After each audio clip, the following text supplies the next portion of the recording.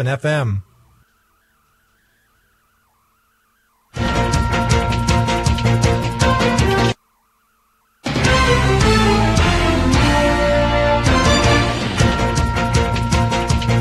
The Legislature Today is on the air from our flagship affiliate, the voice of the Northern Plains 550 Cape Fire, and affiliates Talk Radio AM 1100 The Flag Fargo and Talk Radio 1090 The Flag in the Bakken. We're broadcasting live from the historic Peacock Alley American Grill and Bar in downtown Bismarck, the National Cattlemen's Association Beef Innovator of the Year. You're about to find out what's happening in the North Dakota legislative session. Your host of the Legislature Today is Dale Wetzel, managing editor of Great Plains News and the Great Plains Examiner. If you have questions or comments or to watch the show, go to GreatPlainsNews.com. GreatPlainsNews.com. The Legislature Today is brought to you by the North Dakota Association of Oil and Gas Producing Counties, the Credit Union Association of the Dakotas, the University of Mary, the North Dakota Corn, Soybean and Grain Growers Association, and the North Dakota Ethanol Council, the Northwest Landowners Association, Touchstone Energy Cooperative, North Dakota Rural Electric Cooperatives Association, and members Minn Kota Power and Great River Energy, the North Dakota chapter of Concerned Women for America, the Expressway Inn and Suites, where a good night's rest costs less, and the Peacock Alley. It's time to get started. Another hour of the Legislature Today is on the air. This is Dale Wetzel. This is the Legislature Today. We're coming to you from the Peacock Alley American Bar and Grill in downtown Bismarck, where the snow is piled high and parking spaces are difficult to find unless you're willing to nose your car into maybe a foot of snow that's along the side of the street.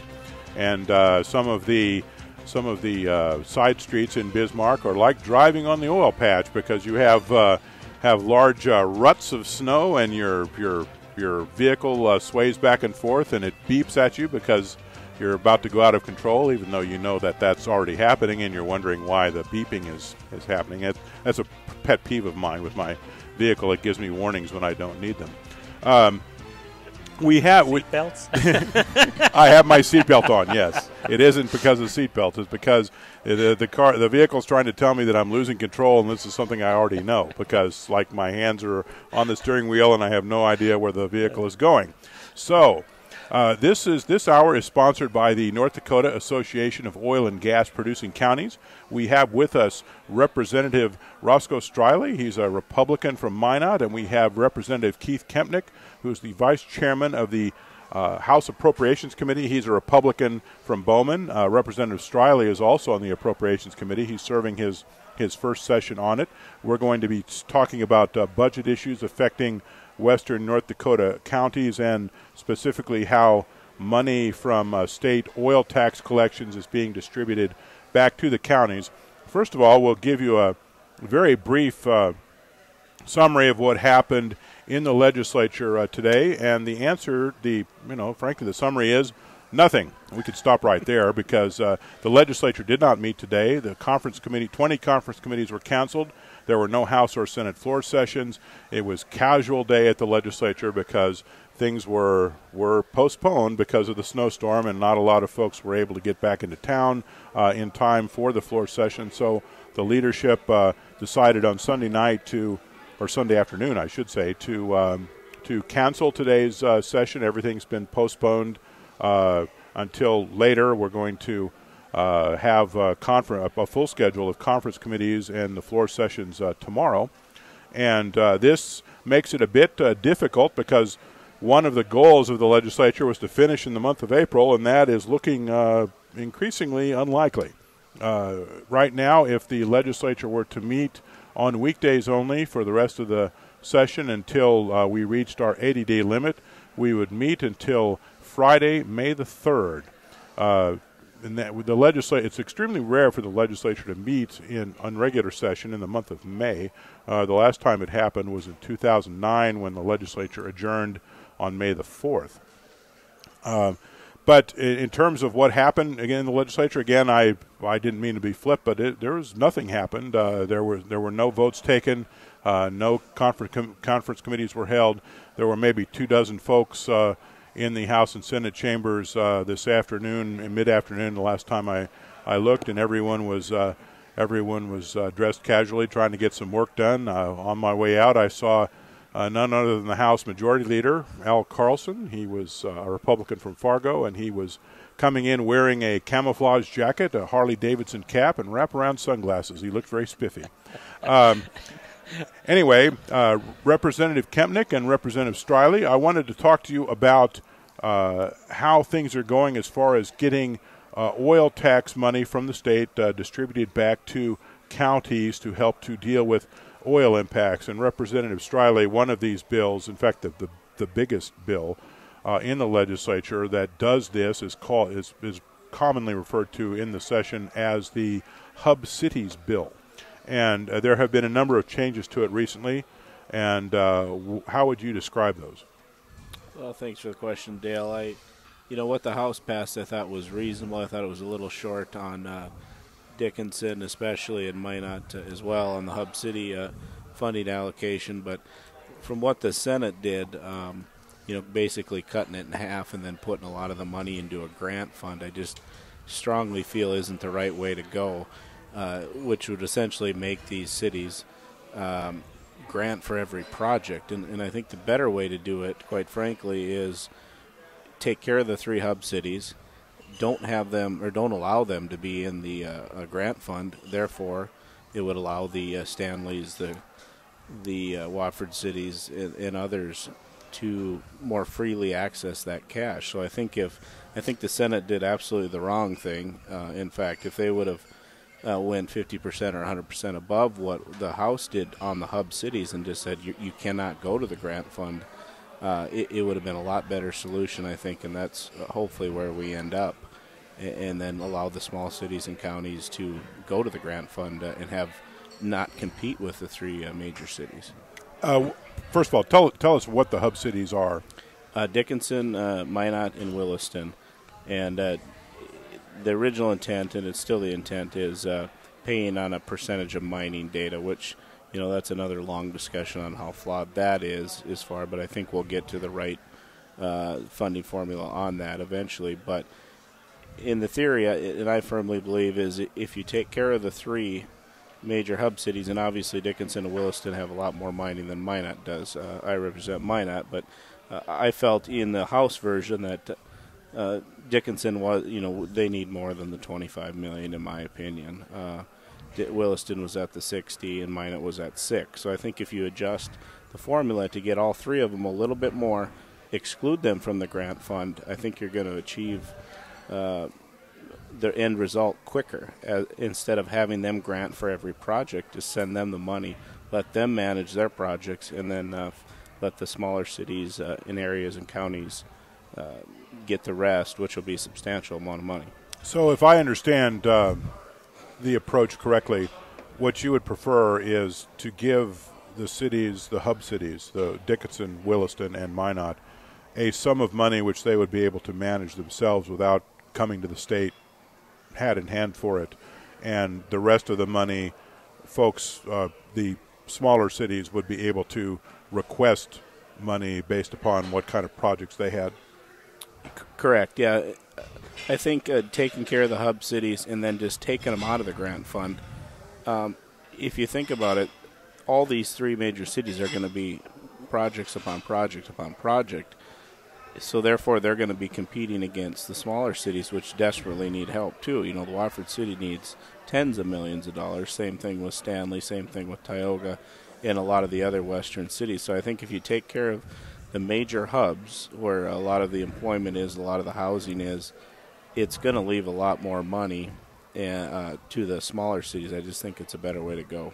Representative Kempnick, I was talking to some folks over the weekend about the changes to the hub cities bill, and I think it's fair to say that it's caused quite a lot of consternation in western North Dakota that this sort of thing has been proposed. What is your feedback on that? Well, I think, Dale, one of the things, and Roscoe's right, one of the problems is it took away some certainty that these cities needed. The way we've been funding these in the past has been basically through the grant impact grant funds in the past, and there's no certainty. You don't know what you're dealing with or what kind of money's showing up. And when you start talking into major infrastructure projects, sewer systems rebuild, water systems rebuild, expansions, you just run into all kinds of problems when you don't have any certainty of what kind of funds are going to show up.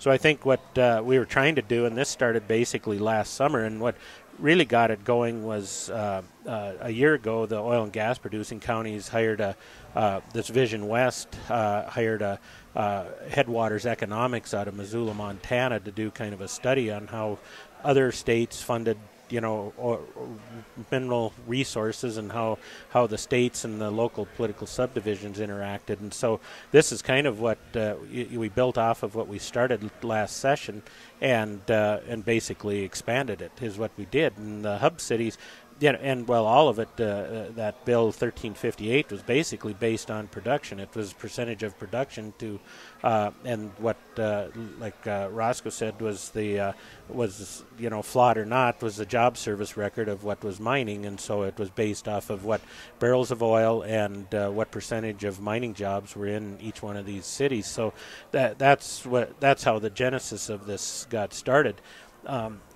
Where it's at now is really through a lot of dust into the air, because I think what started out, it was complicated to understand, but it wasn't hard once you understood it, and that was the whole idea behind this, was that we didn't have to visit this year after year. That if production went up, the money would go up. If it went down, it would drop down. But we'd have some type of formula that these local political subdivisions could set some type of budget to, and start dealing with a known figure instead of just putting a number out there and hoping that they get part of it. And that's where, and that's kind of what we've done, like I said, in the past. And truthfully, the Senate bill that got defeated over there on the distribution money was just kind of a rework of what it was just a flat dollar figure, and that's kind of where we're at today. Right now, we put some money into the land department,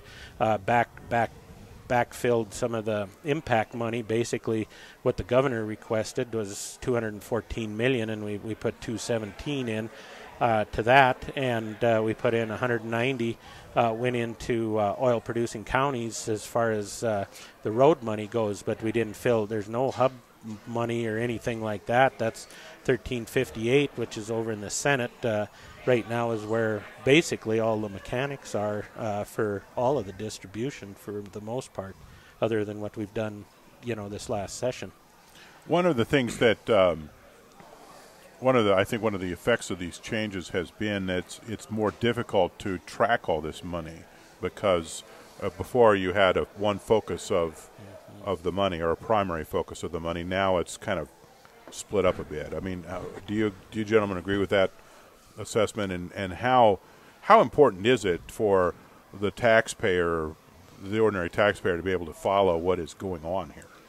Well, I think it's very important, and that's the whole problem. Like I said, you put it in one spot, and it basically once they understand how it works, they have a known number. They understand it, and when you have it in one spot, sure, it becomes large numbers. We were talking, when we kicked it over, we were talking $1.1 billion on it. But truthfully, when you look at what that Headwaters report stated, was basically a third was about the minimum amount, and other states were doing quite a bit more than that of their oil revenue was going back into the local political subdivisions.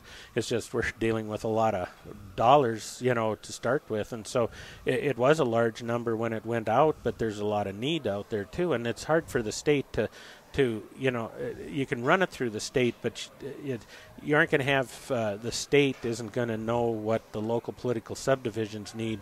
And I think that's one of the things, is a trust issue on that they're going to spend the money wisely and stuff on it. I know there's been some complaints of some stuff that went on in Williston, but you get into the quality of life issue, and it gets tough, because and I've had that argument thrown at it, and I've read some articles where they've been the quality of life issue has been one of the issues that got brought up with that rec center up in Williston, and stuff on it. And yeah, maybe the timing wasn't the best, but you still had, they felt they had that need and stuff on it. So I'm not going to second guess that part of what went on. There's still the issue of keeping this golden goose, shall we call it, laying golden eggs, and I think that a lot of it, and I had an email here the other day that that is one reason that I think people, when they do come into the area, quality of life, houses,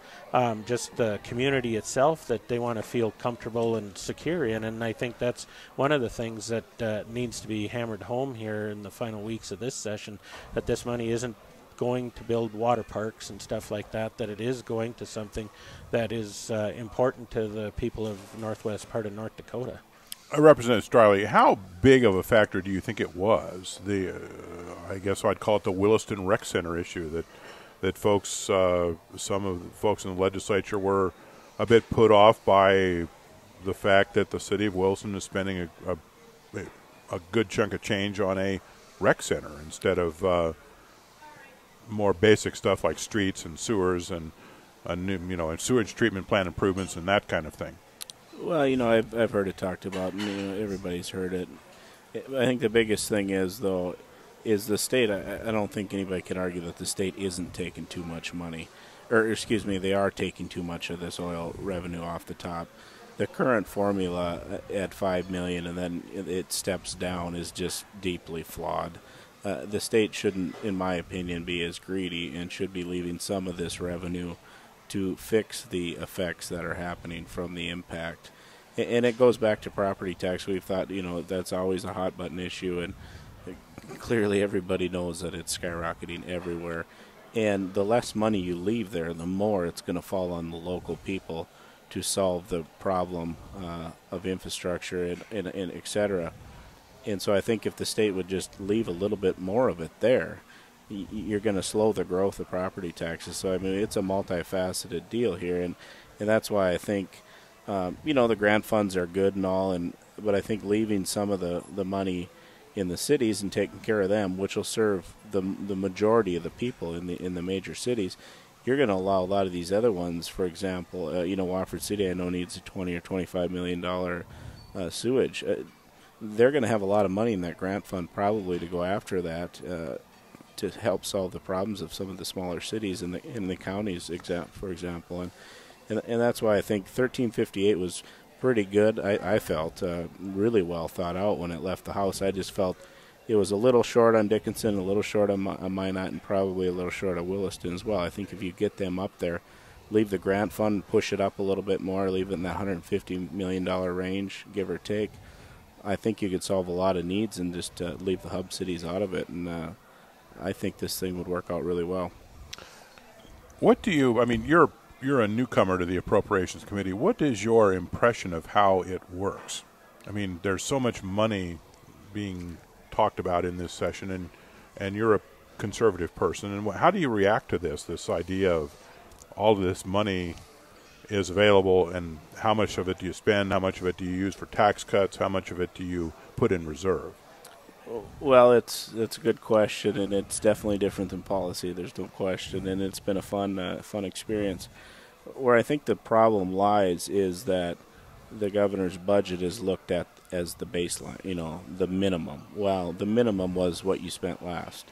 So starting from the executive recommendation, I just think is deeply flawed, because anytime you cut that by $1, you're cutting spending. Well, you're really not cutting spending, you're cutting the growth. So until we get a little bit more legislative involvement, I think, in the budget process, I think we're going to have the issue of trying to slow down the spending. It's very difficult to slow down that spending when there's all this money.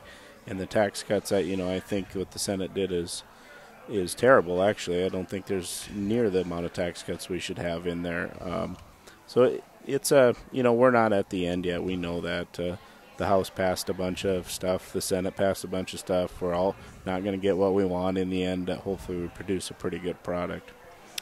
One of the things that was quite noticeable last week, at the end of the week, was the Legislative Council, which is the research arm of the legislature, puts out a weekly report about the progress of the state budget, how much the state has in revenues, how much is proposed to be spent, and what the difference is. And last week we were, I think, $744 million in the red. 644. It was 644 at the end of the. It was okay. No, it's 600, 700.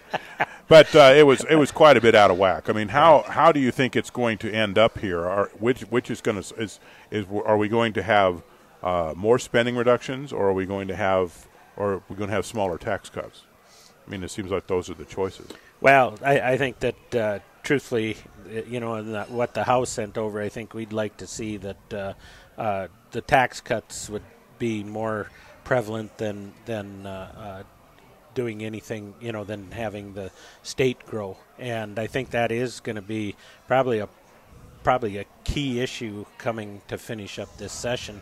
I think one of the things, though, that what we've looked at is those numbers are kind of misleading in a way too, because we're also dealing with the budget stabilization fund, and that's figured in. That's 9.5% of the general fund spending. So that number probably at the end of the day is going to get readjusted too, which is frustrating in a way, because when you have that kind of when we've seen this type of spending growth, we're basically looking at close to six billion general fund money being spent, and we're going to have a hard time. I was hoping that we'd leave it alone, but that would put us close to $1 billion at the end of this coming biennium. If we did do that, well, a lot of people don't want to see that laying on the table either. So I'm guessing that that's going to be how this is probably going to get all balanced out at the end of the day. Has changed that percentage, but the truth is we've gained some population. There's no doubt about it. The problem is we're growing state government at a pace far eclipsing what we've gained in population, and that's one of the problematic things that I see right now.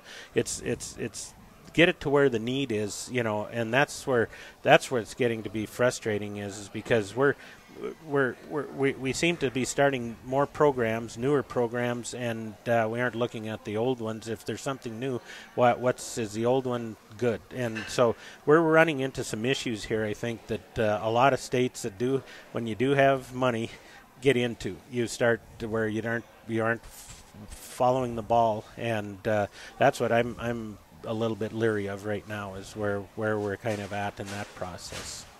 Representative Striley, what do you think is going to suffer? Are the tax cuts going to be smaller, or the spending reduction or spending increase is going to be smaller?